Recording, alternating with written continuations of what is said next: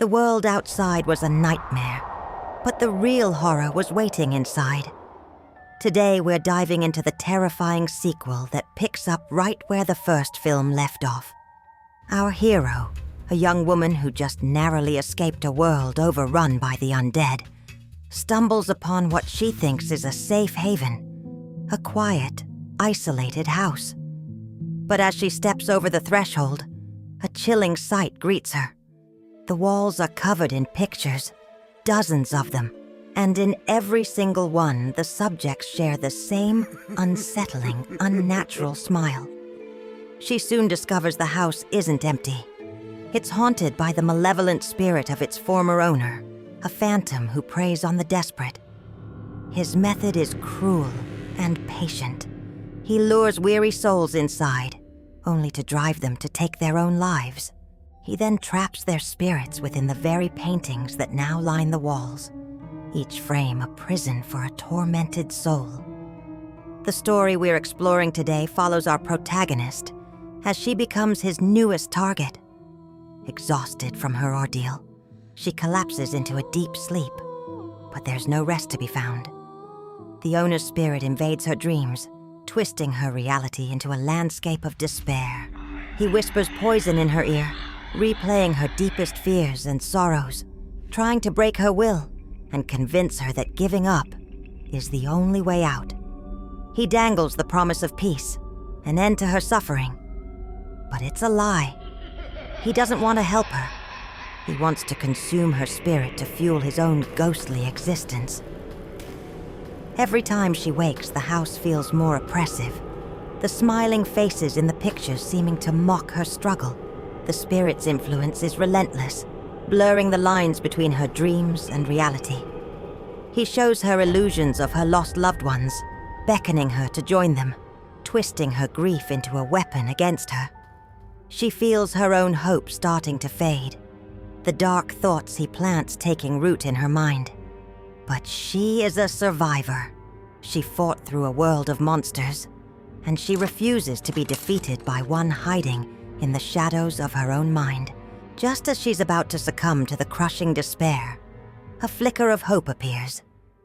In her desperate search for a way out, she finds a hidden room, a study untouched by time.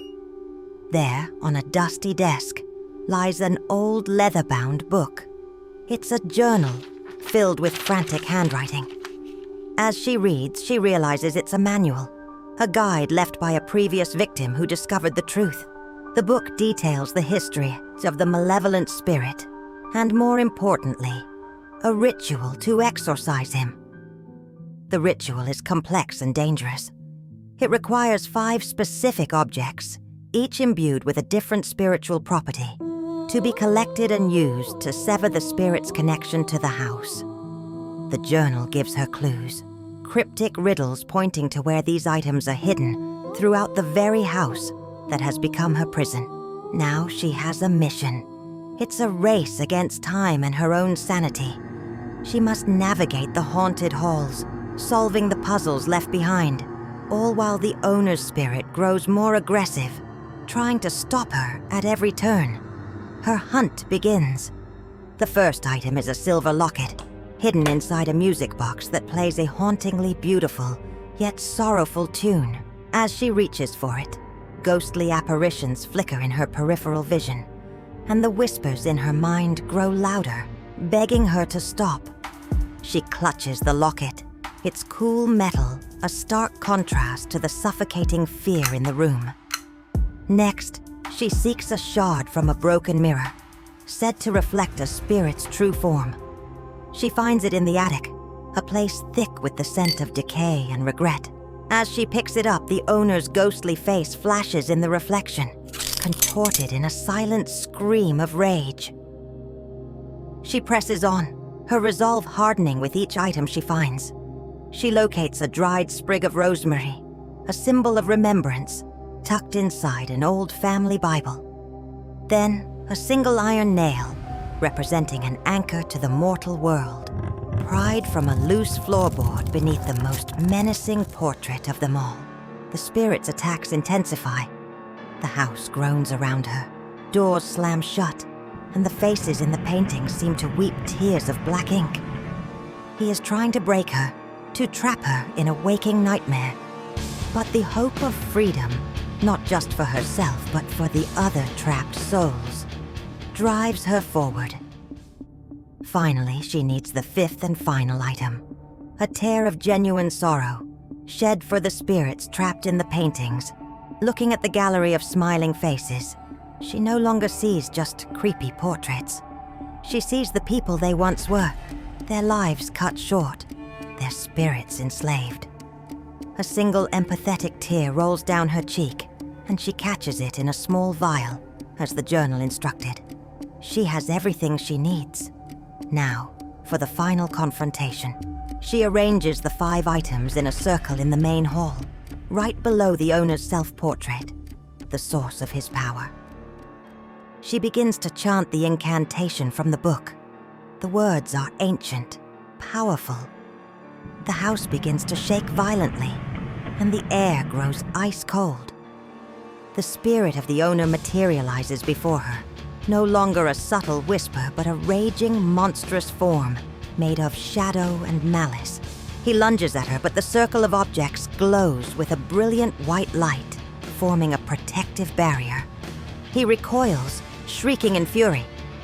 The ritual is working. The light intensifies, pulling at the dark spirit, drawing him toward the center of the circle where a portal, a swirling vortex of fire and light, begins to open on the floor. He fights with all his might, but the combined power of the ritual and the hope of the souls he is imprisoned is too strong. He is dragged inch by agonizing inch into the portal to a realm of judgment. As his shadowy form is consumed, he lets out one final agonizing cry that echoes through the house. And then, silence. A wave of energy washes over the room, and one by one the smiles on the faces in the paintings fade, replaced by expressions of peace and gratitude. The spirits flicker and dissolve into motes of light, finally freed from their torment. Our hero stands, exhausted but victorious, the morning sun finally breaking through the grimy windows of the house. She is free. They are all free. What an incredible journey of horror, survival, and redemption. This story really shows that even in our darkest moments, the will to live and the compassion for others can be the most powerful weapons we have. What did you think of this concept? Let me know down in the comments. If you enjoyed this deep dive, don't forget to hit that like button and subscribe for more content. Thanks for watching, and I'll see you in the next video.